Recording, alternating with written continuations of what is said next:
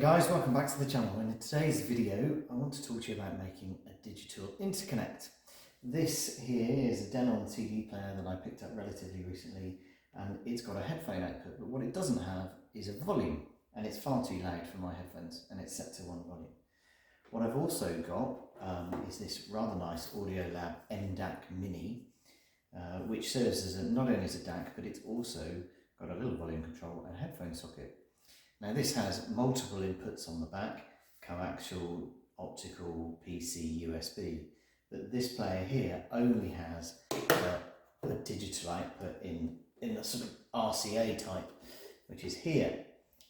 Now what I don't have is a digital interconnect, so I'm going to make one. You could of course use a regular interconnect in one half of it, and in fact I found something that I thought I could fashion, which was a 3.5mm to twin, but I've decided that, having raided my parts bin, I've got just enough to make a digital interconnect, so I'll do a quick video on how to show you how to do that. So let's get on with it.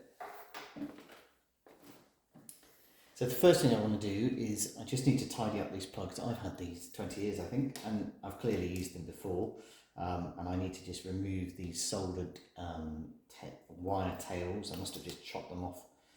I've very kindly been lent this soldering station. I've never used a soldering station before, so the reason why I've got this is we clear in another video, but it's also an opportunity to give this a try. So let's crack on with that.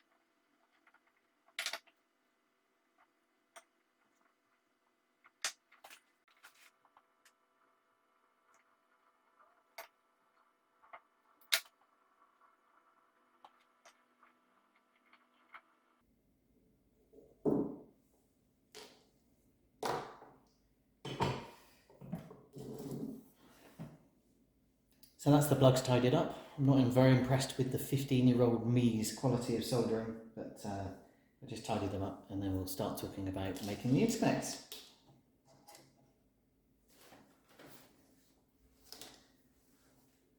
So for a cable, I've already talked about these plugs, they're now all tidied up. And for the rest of it, what I'm going to use is a completely ordinary TV aerial lead. This one I've actually amended in the past, but it's a completely standard 1 meter TV lead that you'd get to go between a set-top box and a TV. Nothing unusual about it. The only thing worth saying is that it is labelled up as 75 ohm cable, and that's a key part of a digital interconnect, but all interconnects are, as I understand, there or thereabouts on 75 ohm. The other thing I'm going to do is I'm also going to do a bit of a better job than my 15-year-old self at soldering, and I'm going to use some heat shrink to just tidy up those solder joints when they're done. So let me show you how to do that. So I'm going to only make this is a 1 meter cable. I'm only going to do 0.5 meter. I don't need very much to go from there to there. So I'm only going to chop this in half, and we're just going to use half of it.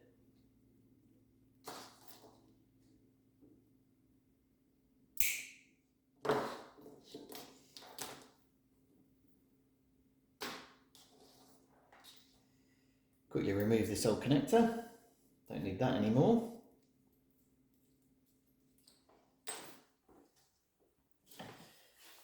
So here's the first one done. I've done it off camera just to make sure I get everything right. Here's our nice heat shrink over the joint or the connection there, and then it's just a case of threading this barrel onto the connector. So in terms of the process, the thing to remember is always to thread on the things that you need to apply or screw in when you finish the job. So this has to go on here, and then the next thing to go on is our heat shrink. So I always put those things on first, just to make sure that I don't forget them. The next thing to do is we've got to trim up this end so that we get the core and the braid on the outside ready to then be soldered onto that. This takes a little bit of time, so I'm just going to speed up the video for you.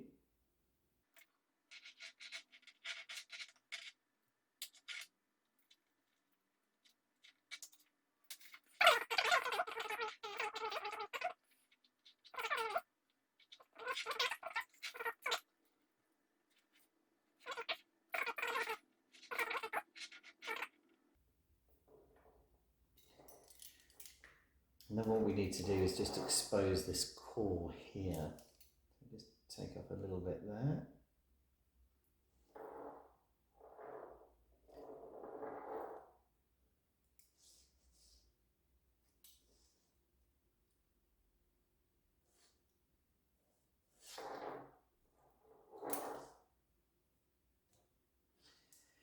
So then we're in this situation where we've got our outer braid all woven together or tied together, and then we've got this very small core here that will be soldering into the middle pin.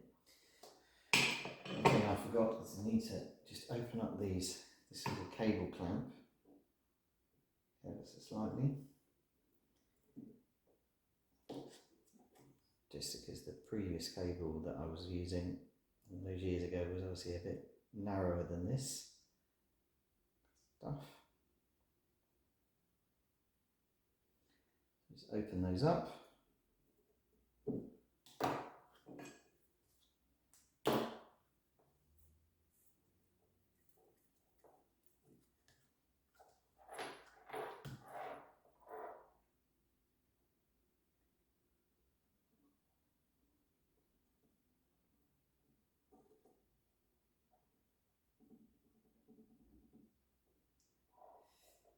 Then it's going to solder this bit right in the middle.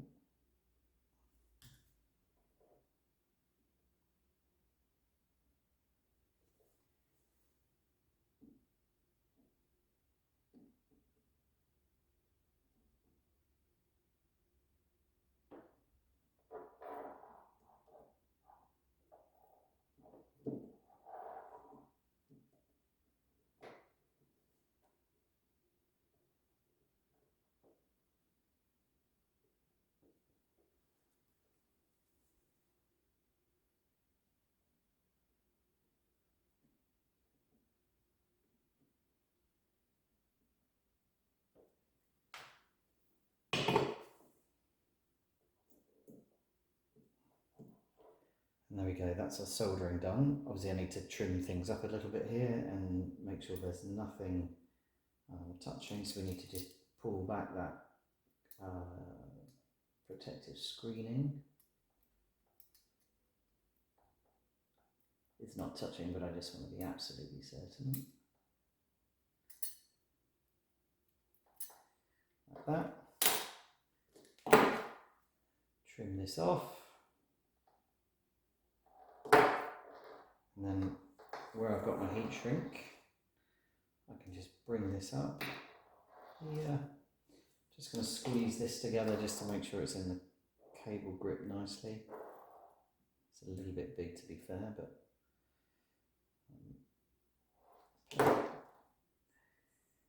and then heat shrink here. So the heat gun, set it to low.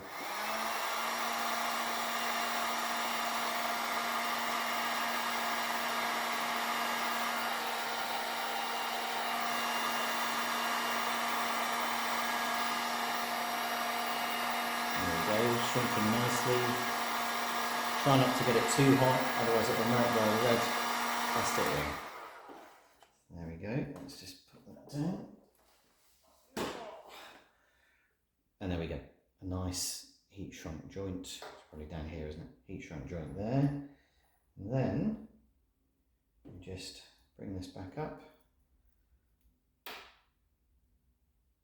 Tighten that up. And there we go. One very inexpensive digital interconnect. So let's get it tested on this, check that it's working.